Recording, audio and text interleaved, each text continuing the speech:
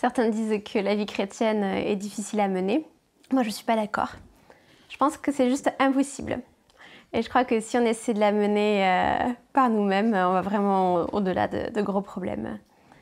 Et d'ailleurs, je pense que c'est pour ça que Jésus, avant de partir, il nous a dit qu'il allait nous donner une aide. Et cette aide, c'est le Saint-Esprit. Est-ce que vous savez qui est le Saint-Esprit ? On a l'habitude de dire le Père, le Fils, le Saint-Esprit. Alors, moi, je dirais que c'est la troisième personne de la Trinité, tout simplement.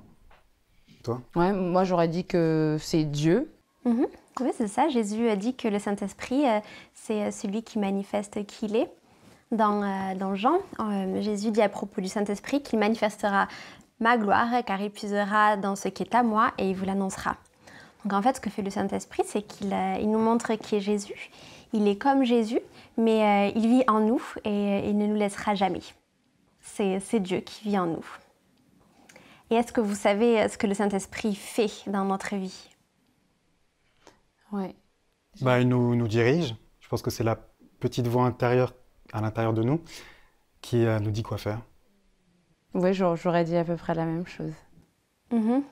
Oui, si on a la vie éternelle, c'est que c'est lui qui nous a fait renaître spirituellement.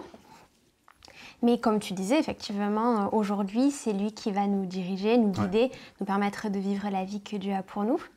Et puis, c'est lui aussi qui va porter dans notre vie différents fruits. En fait, il porte en nous qui il est. C'est ce qu'on appelle les fruits de l'esprit. Et il va nous donner la capacité de pouvoir servir Dieu, de pouvoir aussi faire une différence dans la vie des gens qui nous entourent. Et puis, il y a une chose aussi qu'il fait très bien. Et c'est d'ailleurs une des choses que Jésus dit en premier à propos du Saint-Esprit, que le Saint-Esprit, c'est ce qui va en fait nous révéler notre péché, ce qu'on fait de travers dans notre vie et qui déplaît à Dieu. Et il le fait pour que ça n'entrave pas notre marche avec Dieu. Alors peut-être que vous dites, est-ce que le Saint-Esprit, c'est obligé qu'on l'ait ? Est-ce que c'est une option ? Bon, la réponse c'est clairement non. On peut pas mener la vie que Dieu veut que l'on mène sans l'aide du Saint-Esprit. Et notamment parce que finalement, c'est lui qui va porter en nous les fruits dont je vous parlais, le fruit de l'Esprit. Et ça se trouve dans Galates 5, 22. Je ne sais pas si vous l'avez déjà lu ce passage. Ouais, ça me dit quelque chose. Je peux te demander de le lire ? Ouais, ok. Alors, c'est là. D'accord.